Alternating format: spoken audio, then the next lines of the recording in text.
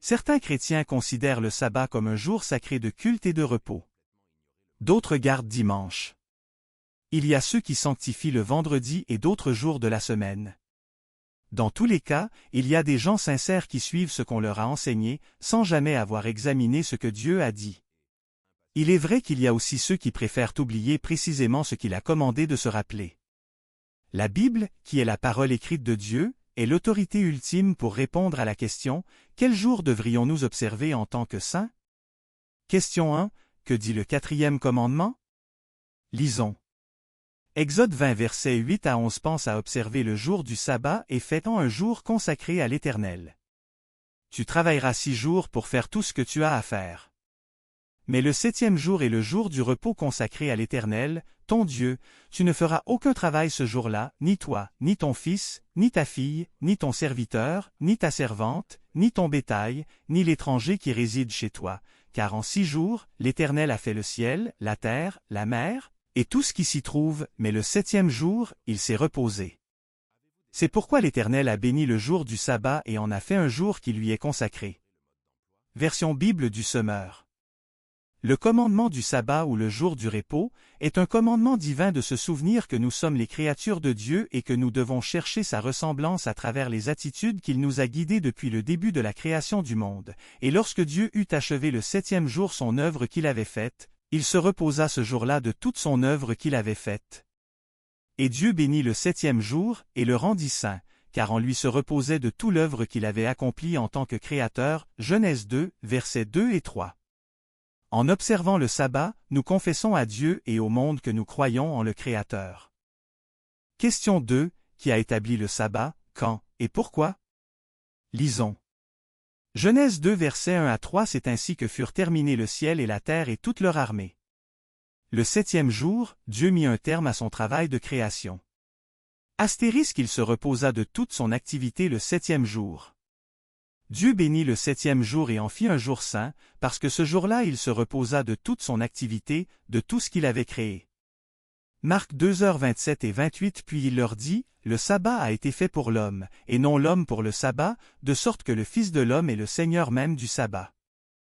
Le commandement du sabbat est présent dans de nombreuses parties des Écritures, tirées du livre de la Genèse, lorsque Dieu nous laissa l'exemple, et lorsque Dieu eut achevé l'œuvre qu'il avait accomplie le 7e jour, il se reposa ce jour-là de toute l'œuvre qu'il avait accomplie.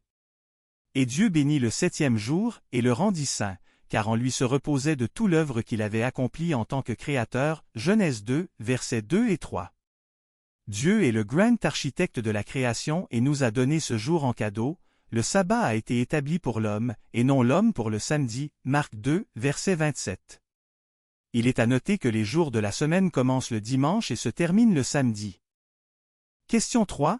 Quel jour Dieu a-t-il ordonné d'être observé au temps des prophètes suivants? A. Moïse, vers 1500 avenue Jésus-Christ. Exode 16, verset 23. Ils ont observé le samedi. B. Ésaïe, vers 700 avenue Jésus-Christ. Ésaïe 58, versets 13 et 14. Ésaïe 56, verset 4. Ils ont observé le samedi. C. Jérémie, vers 600 avenue Jésus-Christ. Jérémie 17, versets 24 et 27.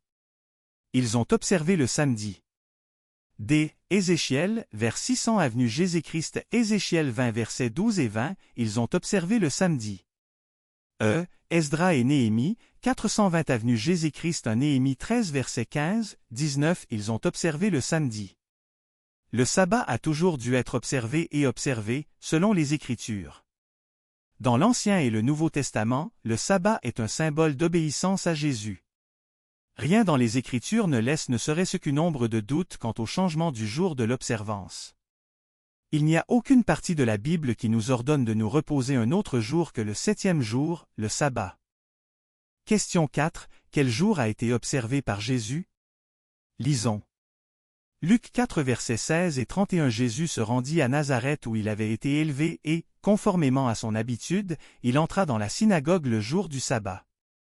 Il se leva pour faire la lecture, et on lui remit le livre du prophète Ésaïe. Il le déroula et trouva l'endroit où il était écrit, l'Esprit du Seigneur est sur moi, parce qu'il m'a consacré par onction pour annoncer la bonne nouvelle aux pauvres, il m'a envoyé pour guérir ceux qui ont le cœur brisé, pour proclamer aux prisonniers la délivrance et aux aveugles le recouvrement de la vue, pour renvoyer libres les opprimés, pour proclamer une année de grâce du Seigneur. » Ensuite, il roula le livre, le remit au serviteur et s'assit. Tous ceux qui se trouvaient dans la synagogue avaient les regards fixés sur lui. Alors il commença à leur dire: « Aujourd'hui cette parole de l'Écriture, que vous venez d'entendre, est accomplie. » Tous lui rendaient témoignage, ils étaient étonnés des paroles de grâce qui sortaient de sa bouche et ils disaient: « N'est-ce pas le fils de Joseph? » Jésus leur dit: « Vous allez sans doute me citer ce proverbe: Médecin, guéris-toi toi-même, et vous me direz: Fais ici, dans ta patrie, tout ce que, à ce que nous avons appris, tu as fait à Capernaüm. » Il leur dit encore: « Je vous le dis en vérité, aucun prophète n'est bien accueilli dans sa patrie. Je vous le déclare en toute vérité, il y avait de nombreuses veuves en Israël à l'époque d'Élie, lorsque le ciel a été fermé 3 ans et 6 mois et qu'il y a eu une grande famine dans tout le pays. Cependant, Élie n'a été envoyé vers aucune d'elles, mais seulement vers une veuve de Sarepta, dans le pays de Sidon. Il y avait aussi de nombreux lépreux en Israël à l'époque du prophète Élisée, et cependant aucun d'eux n'a été purifié, mais seulement Naaman le Syrien. Ils furent tous remplis de colère dans la synagogue, lorsqu'ils entendirent ces paroles. Ils se levèrent, le chassèrent de la ville et le menèrent jusqu'à un escarpement de la montagne sur laquelle leur ville était construite, afin de le précipiter dans le vide. Mais Jésus passa au milieu d'eux et s'en alla. Il descendit à Capernaüm, ville de la Galilée, et il les enseignait le jour du sabbat. Si nous vivions à l'époque de Jésus, nous saurions facilement où le trouver le sabbat, dans la synagogue, prêchant et participant au culte, obéissant au 4e commandement, Exode 20, 8-11. Les Écritures sont claires, Jésus avait cette coutume. En ce faisant, nous pouvons réfuter toute cette fausse histoire selon laquelle Jésus est venu enfreindre la loi. S'il en est venu à mépriser la loi, pourquoi observait-il le sabbat selon le commandement biblique?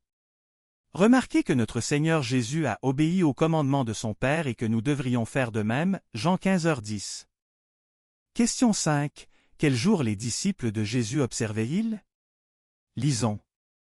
Luc 23 versets 53 à 56. Il le descendit de la croix, l'enveloppa dans un drap de lin et le déposa dans un tombeau taillé dans la roche, où personne n'avait encore été mis. C'était le jour de la préparation du sabbat, le sabbat allait commencer. Des femmes qui étaient venues de la Galilée avec Jésus accompagnèrent Joseph. Elles virent le tombeau et la manière dont le corps de Jésus y fut déposé. Puis elles repartirent et préparèrent des aromates et des parfums. Le jour du sabbat elles se reposèrent, comme le prescrit la loi. Acte 13 versets 14, 27, 42, 44 de Perge. Ils poursuivirent leur route et arrivèrent à Antioche de Pisidie. Ils entrèrent dans la synagogue le jour du sabbat et s'assirent. En effet, les habitants de Jérusalem et leurs chefs n'ont pas reconnu qui était Jésus, mais en le condamnant ils ont accompli les paroles des prophètes qu'on lit chaque sabbat. Lorsqu'ils sortirent de la synagogue des Juifs, les non-Juifs les invitèrent à parler du même sujet le sabbat suivant. Le sabbat suivant, presque toute la ville se rassembla pour écouter la parole de Dieu. Quand ils virent cette foule, les Juifs furent remplis de jalousie, et ils s'opposaient à ce que disait Paul en le contredisant et en l'insultant. Acte 17h2. Paul y entra, conformément à son habitude. Pendant 3 sabbats, il discuta avec eux à partir des Écritures. Acte 18h4. Chaque sabbat, Paul discourait dans la synagogue et persuadait des Juifs et des Grecs. Les disciples du Christ et de nombreuses femmes qui le suivaient obéissaient aux lois de Dieu, et ils se reposaient le sabbat selon le commandement, Luc 23, versets 54 à 56. Ces épisodes nous aident à comprendre sans équivoque que pour les disciples du Christ, le sabbat est le 7e jour de la semaine. Question 6. Quel jour les sauvés garderont-ils sur la nouvelle terre? Lisons. Ésaïe 66, versets 22 et 23. En effet, le nouveau ciel et la nouvelle terre que je vais créer subsisteront devant moi, déclare l'Éternel. De la même manière, votre descendance et votre nom subsisteront. À chaque début de mois et à chaque sabbat, tout être vivant viendra se prosterner devant moi, dit l'Éternel. La phrase « Et il arrivera, d'une fête de la nouvelle lune à une autre, et d'un sabbat à un autre, que toute chair viendra adorer devant moi », dit, signifie qu'il n'y aura plus de limite temporelle pour que nous soyons Seigneur avec le Seigneur. Tous les moments seront de communion avec notre Père céleste. Cependant, on voit qu'Isaïe est très clair dans son esprit que le sabbat est un espace dans le temps où nous devons rencontrer le Seigneur pour l'adorer. Notez que le samedi ici est différent des autres festivals et, par conséquent, doit être compris davantage comme un espace dans le temps que comme un événement. Question 7. Peut-on ignorer ce commandement? Lisons. Jacques 2 versets 10 à 12 de fait, la personne qui obéit à toute la loi mais qui pêche contre un seul commandement est en faute vis-à-vis de l'ensemble.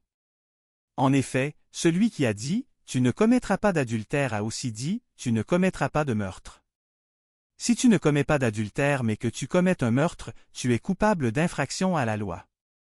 Parlez et agissez comme des personnes appelées à être jugées par une loi de liberté. 1 Jean 2 verset 4 Celui qui prétend l'avoir connu alors qu'il ne garde pas ses commandements est un menteur, et la vérité n'est pas en lui. Jean 14 versets 23 et 24 Jésus lui répondit, « Si quelqu'un m'aime, il gardera ma parole et mon Père l'aimera, nous viendrons vers lui et nous établirons domicile chez lui.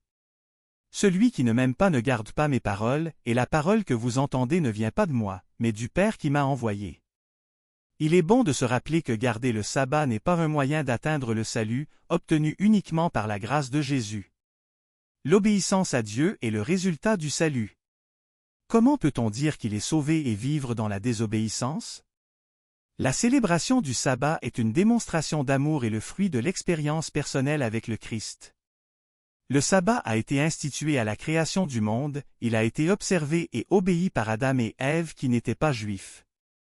Et à l'époque de tous les prophètes décrits dans la Bible, le sabbat était observé par eux.